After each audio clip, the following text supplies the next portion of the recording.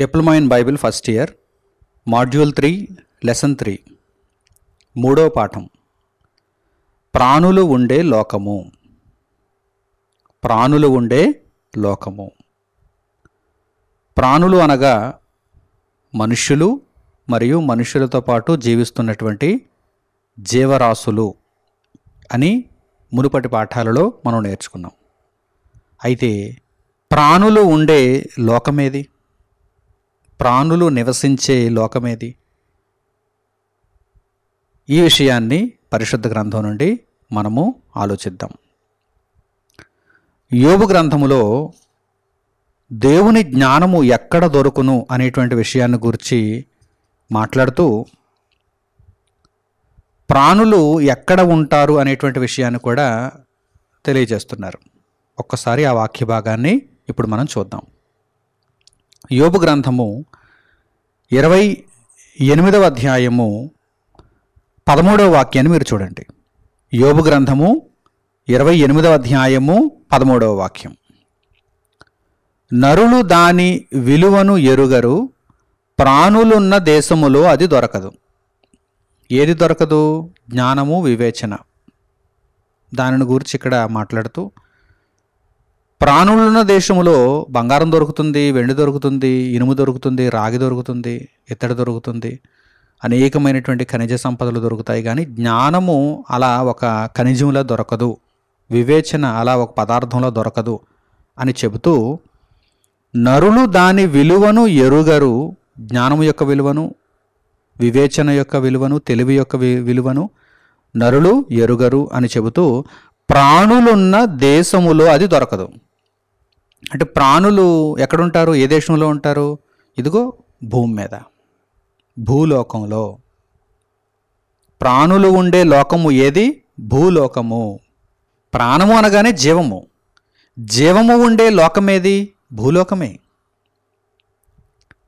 ముల్లోకాలలో అనగా పరలోకములో, భూలోకములో, పాతాళలోకములో ప్రాణముతో ఉండి జీవించుచున్నటువంటి జీవరాశులు ఎక్కడ ఉంటాయి అనగానే భూమి మీద మాత్రమే ఉంటాయి. కనుక ఈ ప్రశ్నకు సమాధానం ఏంటి? ప్రాణులు ఉండే లోకమేది అనగానే ఆ ప్రశ్నకు సమాధానం ఏంటి? భూలోకము.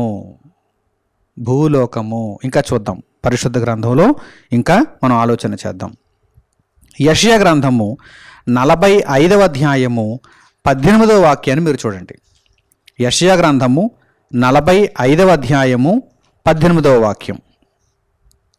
ఆకాశములకు సృష్టికర్తయగు యెహోవాయే దేవుడు, ఆయన భూమిని కలుగజేసి దానిని సిద్ధపరచి స్థిరపరచెను. నిరాకారముగా నుండునట్లు ఆయన దాన్ని సృజింపలేదు, నివాస స్థలమగునట్లుగా దాన్ని సృజించెను. ఇక్కడ జాగ్రత్తగా మీరు ఈ మాటలను అధ్యయనం చేయాలి. దేవుడు భూమండలాన్ని ఎలా సృష్టించాడంటే మిగిలినటువంటి గ్రహాల మాదిరిగా భూమిని సృష్టించలేదండి. ఏమంటే సూర్య కుటుంబంలో భూమితో పాటుగా ఎన్నో గ్రహాలు ఇంకా వాటి కక్షల్లో తిరుగుతున్నాయి, సూర్యుని చుట్టూ తిరుగుతున్నాయి. భూమి కంటే పెద్ద గ్రహాలు కూడా ఉన్నాయి. ఆకారంలో భూమి కంటే పెద్ద గ్రహాలు కూడా ఉన్నాయి. కానీ భూమి మీద ఉన్నటువంటి వాతావరణం కానీ, భూమి మీద ఉన్నట్టుగా జీవరాశులు కానీ మరే ఇతర గ్రహాలలోనూ లేవు. ఒక్కటైనా దొరుకుతుందా అని ఎదురు చూస్తున్నారు శాస్త్రవేత్తలు. దొరకటం లేదు. భూమి మీదేమో జీవకోటి ఉంది, కోటాను కోట్లుగా జీవరాశులు ఉన్నాయి, ప్రాణమున్న జీవరాశులు ఉన్నాయి. మరి మిగిలిన గ్రహాలలో ఎక్కడైనా కనీసం ఒక్కటని చూస్తున్నారు. పోనీ నీరుందా? పోనీ ఏమైనా గాలి ఉందా?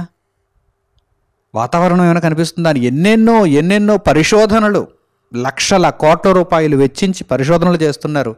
ఒక్క ఆనవాలు దొరకటం లేదు. ఎక్కడైనా జీవం ఉన్నట్టుగా గనుక వారికి ఆధారం దొరికితే అక్కడికి వెళ్ళిపోయి జీవించేద్దామని వీరి యొక్క తపన, శాస్త్రవేత్తల తపన. కానీ దేవుడేమంటున్నాడు? నేను భూమిని తయారు చేశాను. ఆ విధంగా మీరు నివసించేటట్టుగా, ప్రాణులు ఉండేటట్టుగా దేనిని తయారు చేశాను? భూమిని మాత్రమే తయారు చేశానంటున్నాడు దేవుడు. ఆ మాటలు ఎక్కడున్నాయి? పరిశుద్ధ గ్రంథంలో ఉన్నాయి. పరిశుద్ధ గ్రంథంలో ఉన్నాయి ఆ మాటలు. ఎంత గొప్ప విలువైనటువంటి పుస్తకమో చూడండి. మీరు అధ్యయనం చేస్తున్నటువంటి పుస్తకం బైబిల్. ఈ విశ్వంలో అనేకమైనటువంటి ఇతర గ్రహాలు ఉన్నాయి. ఆకారంలో భారీగా ఉన్నాయి, ఆకారంలో చిన్నవిగా ఉన్నాయి కూడా ఉన్నాయి. అయితే ఇక ఏ ఇతర గ్రహం మీద కూడా జీవం అనేది లేదు.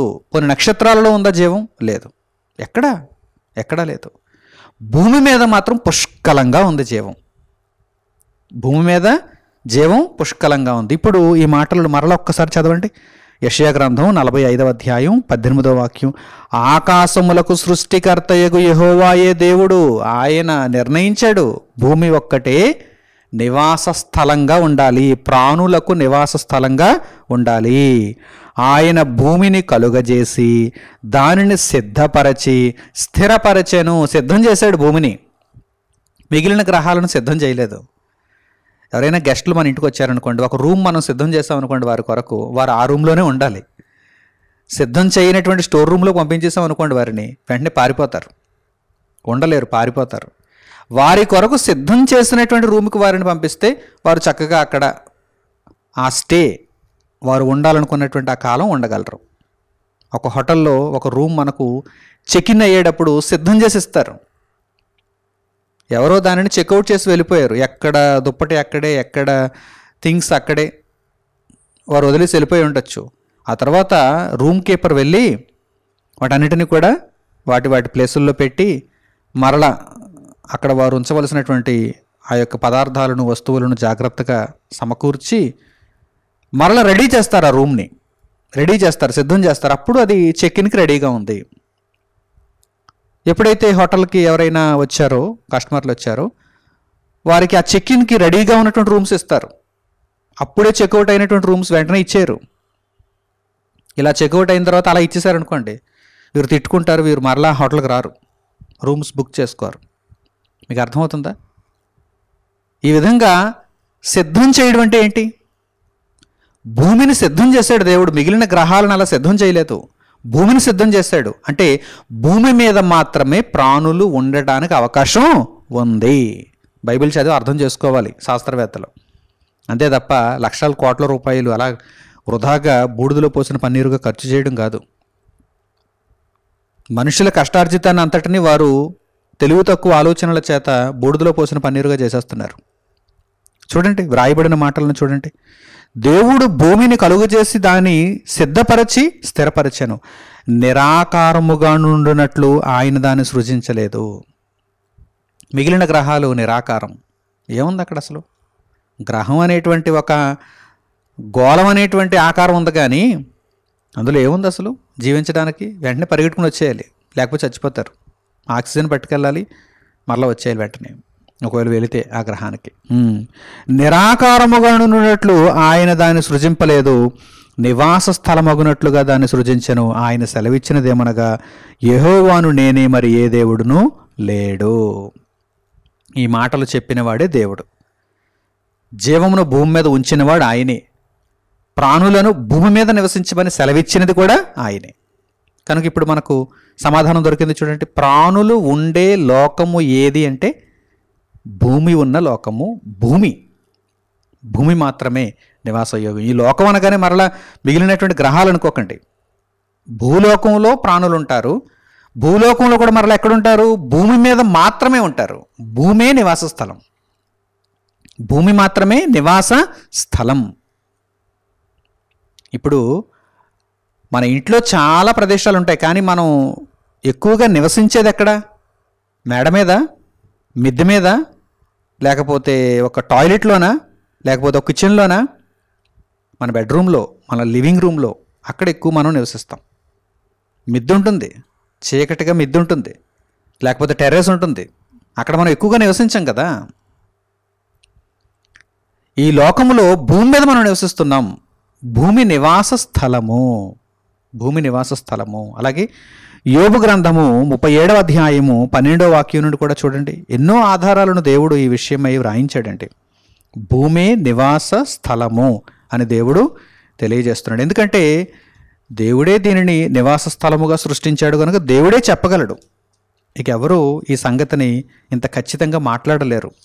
దేవుడే దీనిని నివాస స్థలముగా చేశాడు కనుక దేవుడే చెప్పగలడు. చూడండి, యోబు గ్రంథము 37వ అధ్యాయము 12వ వాక్యం నుండి, ఆయన వలన అనగా దేవుని వలన నడిపింపబడినవై నరులకు నివాసయోగ్యమైన భూగోళము మీద అని రాయబడింది ఇక్కడ. దేవుని వలన నడిపింపబడినవై నరులకు నివాసయోగ్యమైన భూగోళము మీద మెరుపును మేఘములను సంచారము చేయును. మెరుపు మేఘములు ఎక్కడికి వస్తున్నాయి? భూమి మీదకి వస్తున్నాయి. అంతే తప్ప బృహస్పతి మీదకి వెళ్ళటం లేదు, లేకపోతే శనిగ్రహం మీదకి వెళ్ళటం లేదు, లేకపోతే ఇటు బుధుడి మీదకి వెళ్ళటం లేదు. మేఘము మెరుపులు ఎక్కడికి వస్తున్నాయి? భూమి మీదకి. ఎందుకంటే భూమి నరులకు నివాసయోగ్యము. అంటే ప్రాణులు ఉండేటువంటి ప్రాంతం ఏదన్నమాట భూమి. చూడండి, ఇక్కడ రాయబడిన మాటలు చూడండి. ఆయన వలన నడిపింపబడినవై నరులకు నివాసయోగ్యమైన భూగోళం. నరులకు నివాసయోగ్యమైనది బుధుడు కాదు, లేకపోతే శుక్రుడు కాదు, లేకపోతే బృహస్పతి కాదు, అంగారకుడు కాదు. నివాసయోగ్యమైనది భూగోళం మాత్రమే, భూగోళం మాత్రమే. అలాగే అపోస్తలుల కార్యములు 17వ అధ్యాయము 26వ వాక్యం నుండి చూడండి. అపోస్తలుల కార్యములు 17వ అధ్యాయము 26వ వాక్యం నుండి, మరియు యావత్ భూమి మీద, భూమి మీద ఎక్కడుంటారో అక్కడ ఉండండి, కానీ భూమి మీద మాత్రమే ఉండండి. భూమి మీద మాత్రమే ప్రాణులు ఉండడానికి అవకాశం ఉంది. మీరు మాత్రమే కాదు, మీ చుట్టూ జీవరాశులు ప్రాణాలతో ఉన్నాయి కదా, అవన్నీ కూడా భూమి మీదే ఉన్నాయి. ఇంకెక్కడికి వెళ్ళటం లేదు, వెళ్ళాలనే ఆలోచన వాటికి లేదు. అవి వెళ్ళలేవు కూడా, అక్కడ పుట్టలేవు కూడా, అక్కడ జీవించలేవు కూడా, అక్కడ మనుగడ కొనసాగించలేవు కూడా. యావత్ భూమి మీద మాత్రమే మీరు నివసించాలి. మరియు యావత్ భూమి మీద కాపురం ఉండుటకు ఆయన యొక్కని నుండి ప్రతి జాతి మనుషులను సృష్టించి, వారు ఒకవేళ దేవునిని తడవులాడి కనుగొందురేమో అని తన్ను వెదకు నిమిత్తము నిర్ణయకాలమును వారి నివాస స్థలము యొక్క పొలిమేరలను ఏర్పరచెను. ఆయన మనలో ఎవనికిని దూరముగా ఉండువాడు కాడు. మన నివాస స్థలము యొక్క పొలిమేరలను దేవుడు ఏర్పరిచాడు. ఇవి పొలిమేరలు, వీటిని దాటకూడదు అన్నాడు దేవుడు. దాటతాం అంటున్నారు ఈరోజు. ప్రయోజనం ఉందా? కష్టార్జితాన్ని, ప్రజల కష్టార్జితాన్ని వారు వృధా చేస్తున్నారు శాస్త్రవేత్తలు. ఎక్కడో ఎక్కడో ఎక్కడో జీవం ఉంది, జీవం ఉందేమో, జీవం ఉందేమో, జీవం ఉందేమో అని పరిశోధనలు చేస్తున్నారు. మిగిలింది శూన్యం. చూసారా? పొలిమేరలను దేవుడు ఏర్పరిచాడు. నివాస స్థలము యొక్క పొలిమేరలు అంటే భూమి, భూమి యొక్క సరిహద్దులు. యావత్ భూమి మీద మీరు కాపురం ఉండండి, యావత్ భూమి మీద మీరు కాపురం ఉండండి అన్నాడు దేవుడు. భూమి యొక్క పొలిమేరలను దేవుడు ఏర్పరిచి, ఇదిగో ఇక్కడ నివసిస్తూ తండ్రిని తెలుసుకోండి, తండ్రి కొరకు బ్రతకండి, మీలో ఉన్న ప్రాణమును దేవుని కొరకు వినియోగించండి, నిత్య జీవాన్ని పొందుతారు అని దేవుడు సెలవిస్తున్నాడు. కనుక ప్రాణులు ఉండే లోకము అనగా భూమి. భూలోకములో భూమి అనేటువంటి ప్రాంతం మీద మాత్రమే ప్రాణులు ఉంటారు. ఇంకెక్కడా కూడా ప్రాణులు ఉండడానికి అవకాశమే లేదు. దేవుడు అవకాశాన్ని ఇవ్వలేదు. అలాగే యెషయా గ్రంథము 40వ అధ్యాయము 22వ వాక్యాన్ని కూడా చూడండి. యెషయా గ్రంథము 40వ అధ్యాయము 22వ వాక్యం, ఆయన అనగా దేవుడు భూమండలము మీద ఆసీనుడై ఉన్నాడు, దాని నివాసులు మిడతల వలె కనబడుచున్నారు. భూమి మీద నివాసులు ఉన్నారు, ఇంకెక్కడ లేరు. కనుక భూమి మీద ఆయన చూస్తున్నాడు. దాని నివాసులు, భూమి మీద ఉన్న నివాసులు మిడతల వలె కనబడుచున్నారు. ఒకడు తెరను విప్పినట్లు ఆయన ఆకాశ వైశాల్యమును వ్యాపింపజేశాను. ఒక తెర మనం ఎలా విప్పుతామండి? మడత పెట్టినటువంటి తెర ఎలా విప్పుతాం మనం?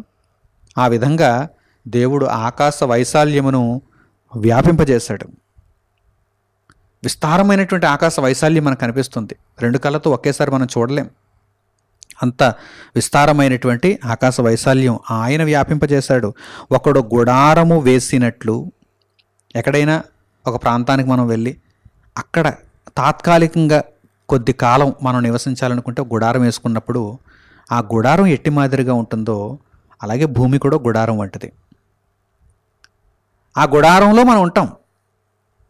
ఎక్కడికైనా మనం వెళ్ళినప్పుడు ఒక గుడారం మనం వేసుకున్నప్పుడు ఆ గుడారంలో మనం ఉంటాం, అంతే తప్ప గుడారం వేసుకుని బయట ఉంటారా?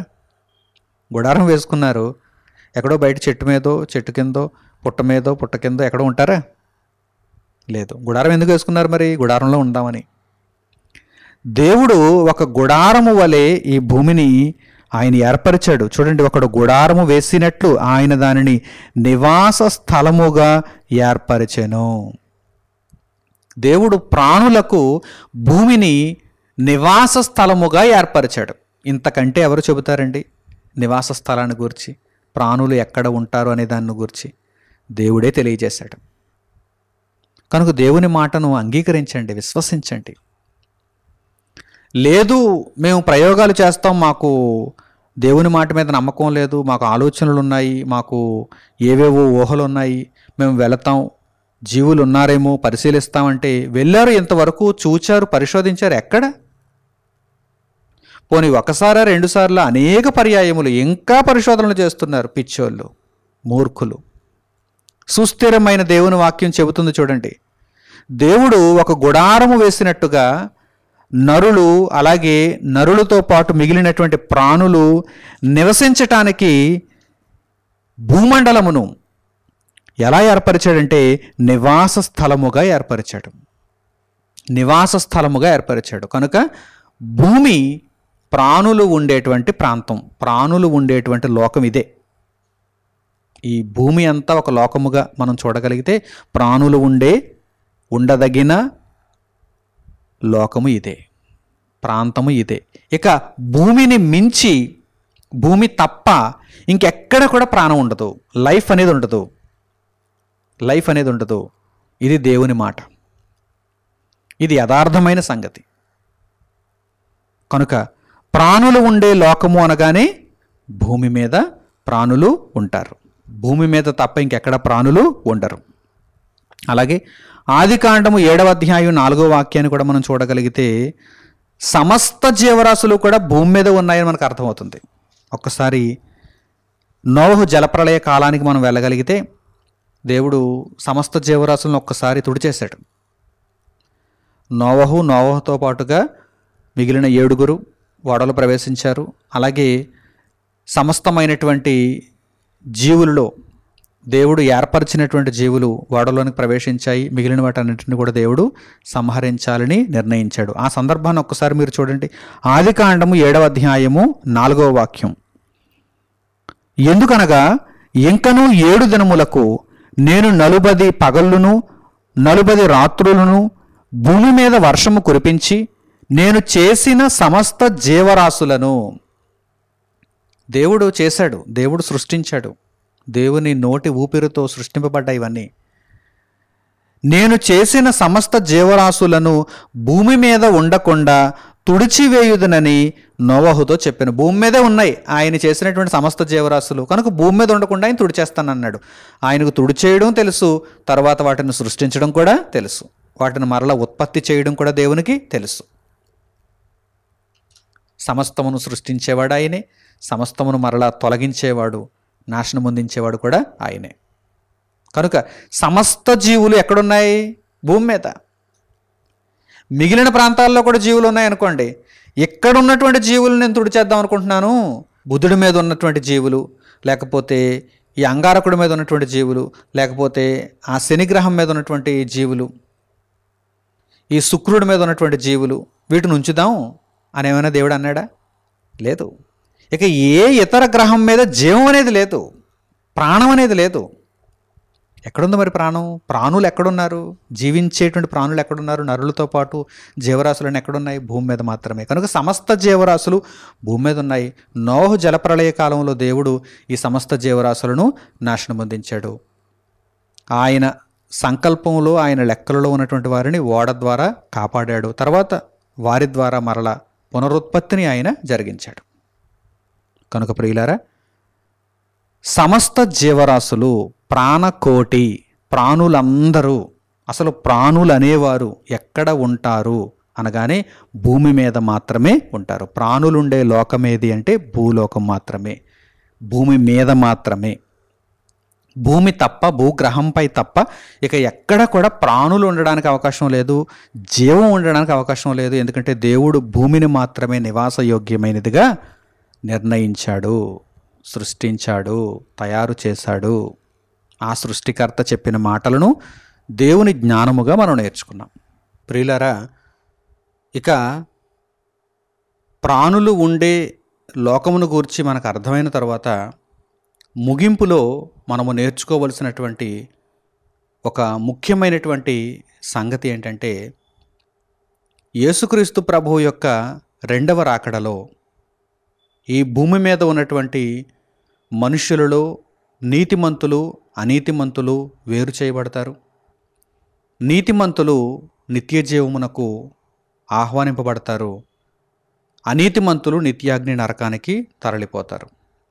అలాగే పరదైసులో ఉన్నటువంటి నీతిమంతుల ఆత్మలు ముందుగా నిత్యత్వం కొరకు వరుస క్రమంలో అంగీకరింపబడతాయి. ఆ తరువాత నీతిమంతులమైనటువంటి మనము ప్రభువుతో పాటుగా నిత్యత్వానికి వెళతాం. అంటే మొత్తంగా ఈ భూమి ఖాళీ అయిపోయేటువంటి రోజు ఒకటి రాబోతుంది. భవిష్యత్తులో మొత్తంగా ఈ భూమి అంతా ఖాళీ అయిపోయేటువంటి రోజు రాబోతుంది. ఈ భూమిని దేవుడు తీసేస్తాడు. మొత్తంగా ఇక ఈ లోకమును ఆయన రద్దు చేస్తాడు.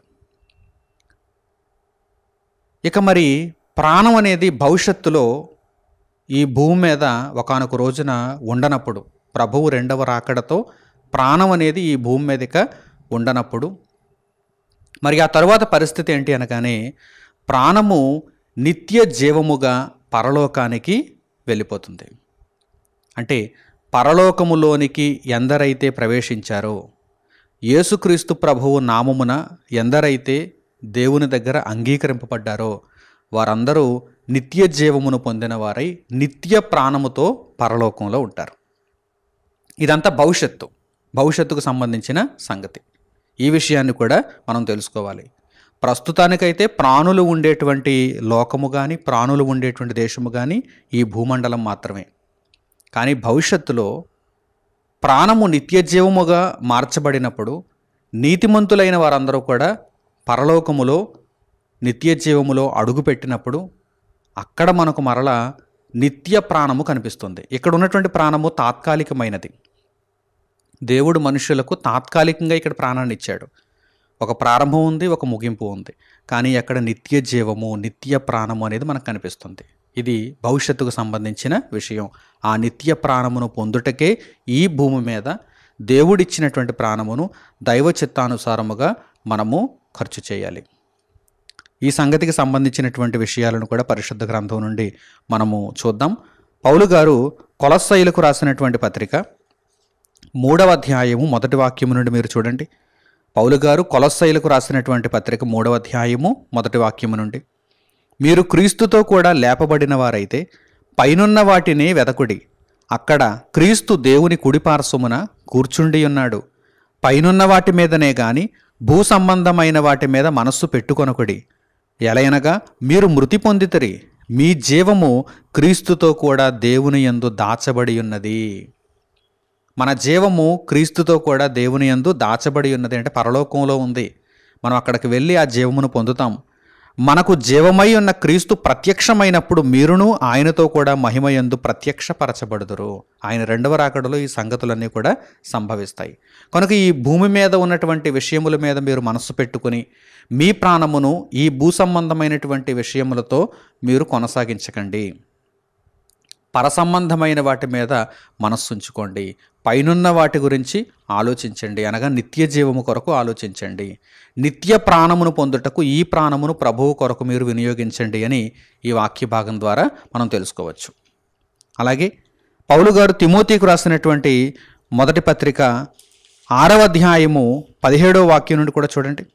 పౌలు గారు తిమోతికి రాసిన మొదటి పత్రిక 6వ అధ్యాయము 17వ వాక్యం నుండి, ఇహమందు ధనవంతులైన వారు గర్విష్ఠులు కాక, అస్థిరమైన ధనమునందు నమ్మికయుంచక, సుఖముగా అనుభవించుటకు సమస్తమును మనకు ధారాళముగా దయచేయు దేవుని యందే నమ్మికయుంచుడని ఆజ్ఞాపించుము. వారు వాస్తవమైన జీవమును, ఇక్కడ ఉన్నటువంటి జీవము వాస్తవమైనది కాదు. ఇక్కడ ఉన్నటువంటి ప్రాణము శాశ్వతమైనది, వాస్తవమైనది కాదు. మరి శాశ్వతమైన జీవము, శాశ్వతమైన ప్రాణము, వాస్తవమైన జీవం ఎక్కడుంది? పరలోకంలో ఉంది.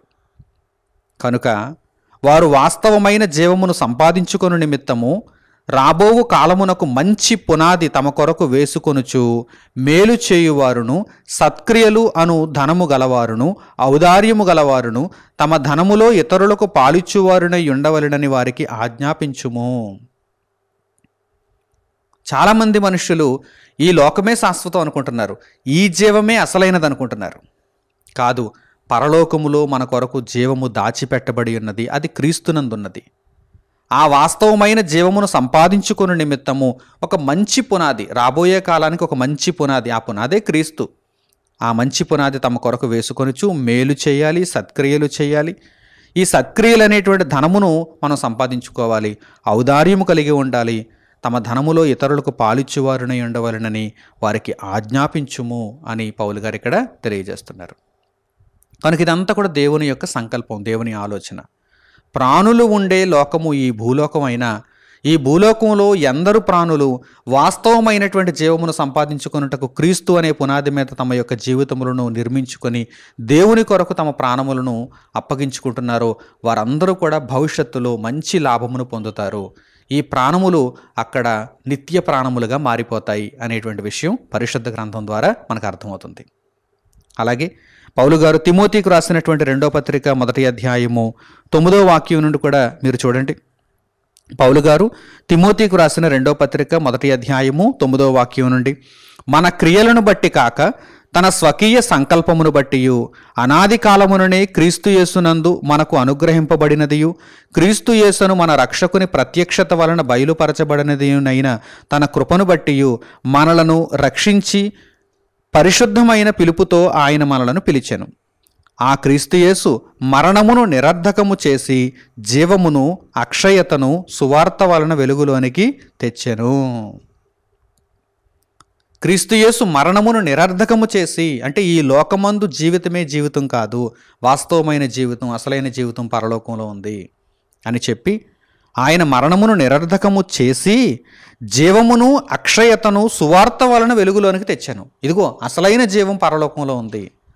మీరు అక్షయులుగా మారబోతున్నారు. అక్షయమైన ఆహారమును పొంది అక్షయమైన జీవము కొరకు మీరు ఈ భూమి మీద క్రీస్తు యేసులో జీవించండి అని ప్రభువు మనకు సెలవిస్తున్నారు. ఆ సువార్తను విని ఆ సువార్త వలన మనము రక్షింపబడుతున్నాము. కనుక ఈ విషయాలన్నీ కూడా మనకు అర్థం కావాలి. ప్రాణులు ఉండే లోకమునకు సంబంధించి ఈ ముగింపును కూడా మనము చక్కగా గ్రహించాలి. వాస్తవమైన జీవం పరలోకంలో ఉంది, ఇక్కడ వాస్తవమైన జీవం లేదు. నిత్య ప్రాణం ఇక్కడ లేదు. నిత్య ప్రాణం పొందాలంటే మనము దేవుని కొరకు ఈ ప్రాణములో చక్కగా దేవుని ఆజ్ఞలను అనుసరించి జీవించాలి. అలాగే పౌలు గారు హెబ్రీయులకు రాసినటువంటి పత్రిక 10వ అధ్యాయము 19వ వాక్యం నుండి కూడా చూడండి. పౌలు గారు హెబ్రీయులకు రాసిన పత్రిక 10వ అధ్యాయము 19వ వాక్యం నుండి, సహోదరులారా, యేసు మన కొరకు ప్రతిష్ఠించిన మార్గమున అనగా నూతనమైనదియు జీవము గలదియు ఆయన శరీరము అను తెర ద్వారా ఏర్పరచబడినదియునైన మార్గమున ఆయన రక్తము వలన పరిశుద్ధ స్థలమునందు ప్రవేశించుటకు మనకు ధైర్యము కలిగి ఉన్నది గనుకను దేవుని ఇంటిపైన మనకు గొప్ప యాజకుడు ఉన్నాడు గనుకను మనస్సాక్షికి కల్మషము తోచకుండునట్లు ప్రోక్షింపబడిన హృదయములు గలవారమును నిర్మలమైన ఉదకముతో స్నానము చేసిన శరీరములు గలవారమునై ఉండి విశ్వాస విషయములో సంపూర్ణ నిశ్చయత కలిగి యథార్థమైన హృదయముతో మనము దేవుని సన్నిధానమునకు చేరుదము. అక్కడే ఉన్నది నిత్య ప్రాణము, నిత్య జీవము. కనుక యేసు మనకు ప్రతిష్ఠించిన మార్గము, మన నిమిత్తము యేసు ప్రతిష్ఠించిన మార్గము అనగా నూతనమైనది, జీవము కలది, ఆయన శరీరమును తెర ద్వారా ఏర్పరచబడినదియునైన మార్గమును మనం ప్రవేశించాలి. ఆ పరలోకములో, తండ్రి ఉన్న లోకములో మనకు నిత్య జీవము అనుగ్రహింపబడుతుంది. ఆ నిత్య జీవము కొరకే మనము జీవించాలి. చూసారా, ప్రాణము అనేది ప్రస్తుతానికైతే ఇక్కడ మనకు కనిపిస్తుంది, కానీ ఇక్కడ ప్రాణమే లేనటువంటి కాలము రాబోతోంది భవిష్యత్తులో.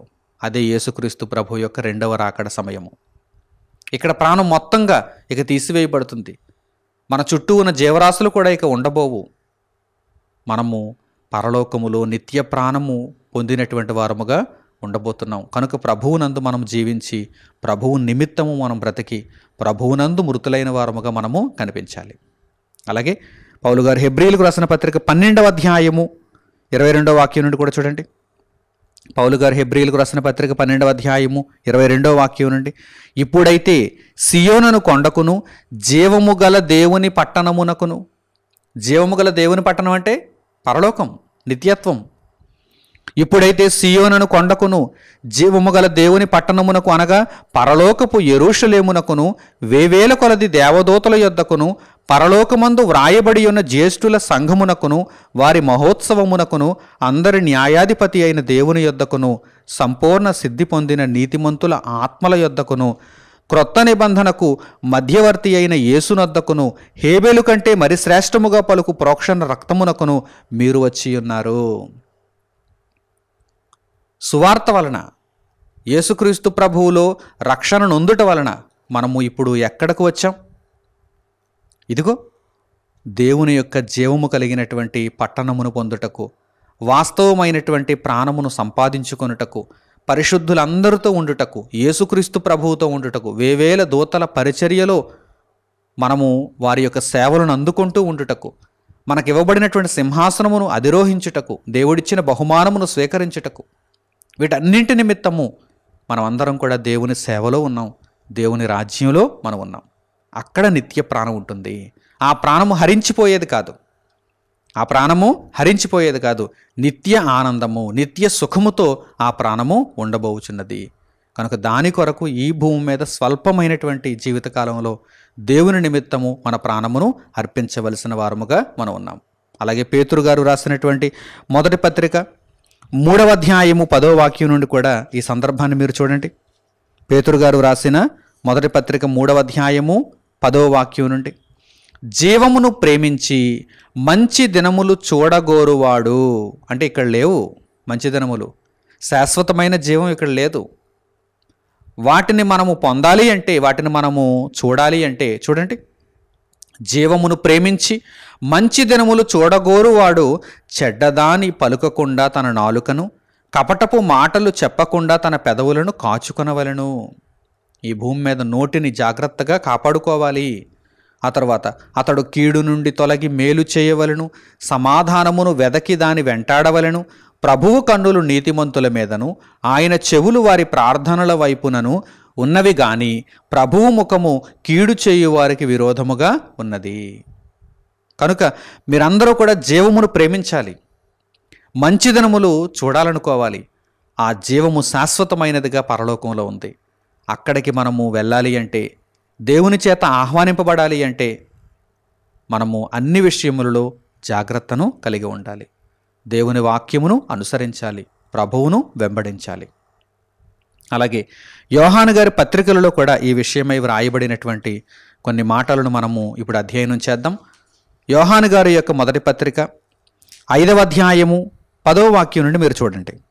యోహాను గారి యొక్క మొదటి పత్రిక 5వ అధ్యాయము 10వ వాక్యం నుండి, దేవుని కుమారుని యందు విశ్వాసం ఉంచువాడు తనలోనే ఈ సాక్ష్యము కలిగి ఉన్నాడు. దేవుని నమ్మనివాడు ఆయన తన కుమారుని గూర్చి ఇచ్చిన సాక్ష్యమును నమ్మలేదు గనుక అతడు దేవుని అబద్ధికునిగా చేసినవాడే. ఆ సాక్ష్యమేమనగా దేవుడు మనకు నిత్య జీవమును దయచేసెను. దేవుడు మనుషులందరికీ చెప్పినటువంటి విషయం ఇది. దేవుడు మనకు నిత్య జీవమును దయచేసెను, నిత్య జీవమున్నది, దాని కొరకు ఆలోచించండి అని దేవుడు పిలుస్తున్నాడు మనుషులని. దేవుడిచ్చిన సాక్ష్యం ఇది. ఆ సాక్ష్యం ఏమనగా దేవుడు మనకు నిత్య జీవమును దయచేసెను. ఈ జీవము ఆయన కుమారుని యందు ఉన్నది. నిత్య జీవం ఎవరి ద్వారా అనుగ్రహింపబడుతుంది మనుషులకి? దేవుని కుమారుని ద్వారా. దేవుని కుమారుని అంగీకరించువాడు జీవము గలవాడు, దేవుని కుమారుని అంగీకరింపనివాడు జీవము లేనివాడే. జీవము అనగా ప్రాణం.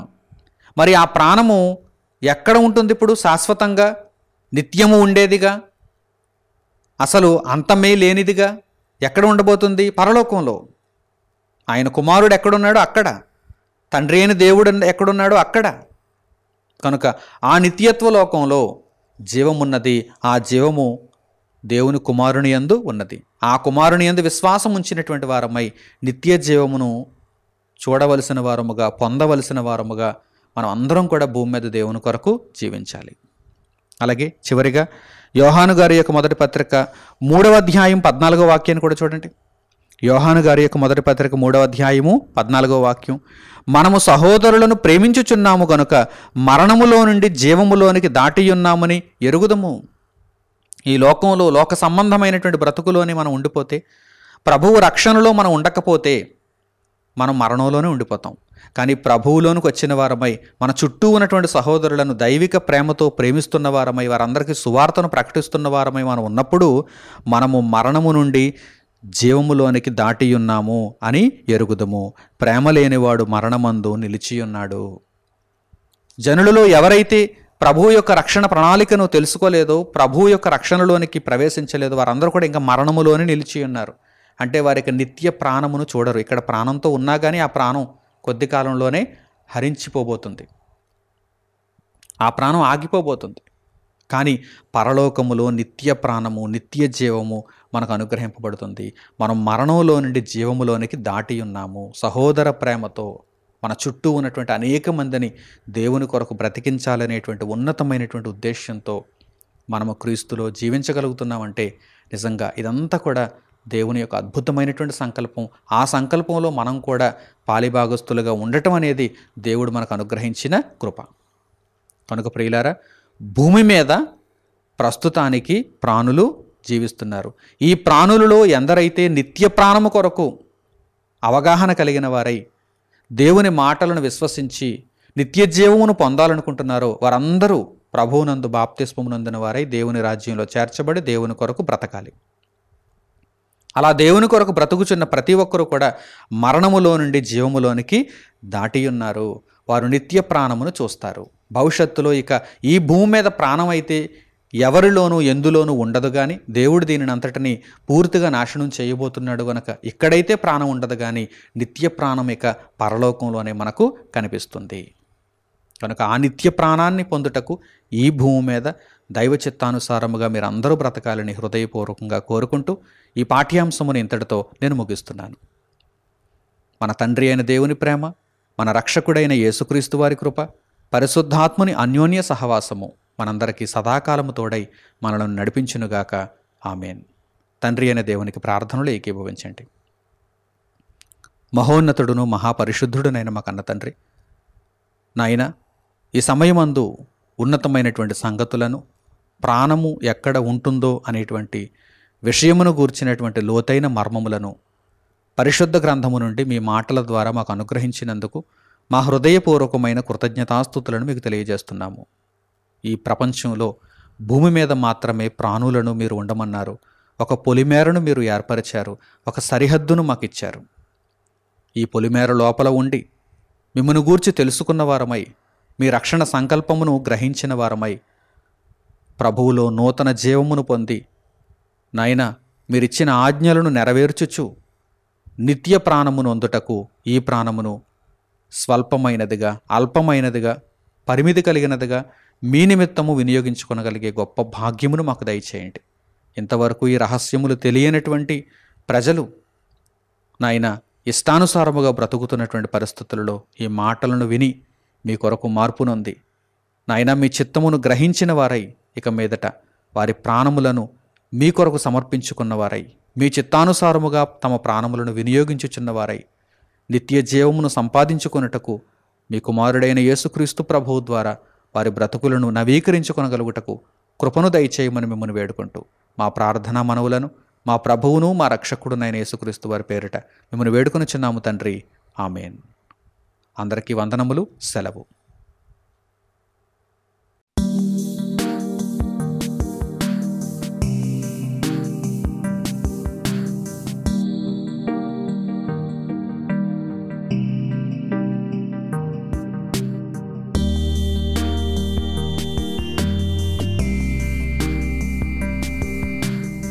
సహోదరులు మణికుమార్ గారు ప్రసంగించిన ఎన్నో ఆత్మ సంబంధమైన సంగతులను ఉచితముగా వీక్షించుటకు మా యూట్యూబ్ ఛానల్స్ ను తప్పక దర్శించండి. మా సమాచారమును ఎప్పటికప్పుడు తెలుసుకుని ఆత్మీయాభివృద్ధి నొందవలనంటే మా యూట్యూబ్ ఛానల్స్ ను సబ్స్క్రైబ్ చేసుకోండి. సత్వర నోటిఫికేషన్ల కొరకు సబ్స్క్రైబ్ బటన్ ప్రక్కనే ఉన్న బెల్ సింబల్ ను క్లిక్ చేయండి. మరిన్ని వివరములకు మీరు సంప్రదించవలసిన మా ఫోన్ నెంబర్స్ 8978414178 మరియు 8333927666. ధన్యవాదములు. ఈ కార్యక్రమమును అనేక మందికి పరిచయం చేయగలరని ఆశిస్తున్నాము. ప్రభువైన యేసుక్రీస్తు పేరిట మీకు శుభములు.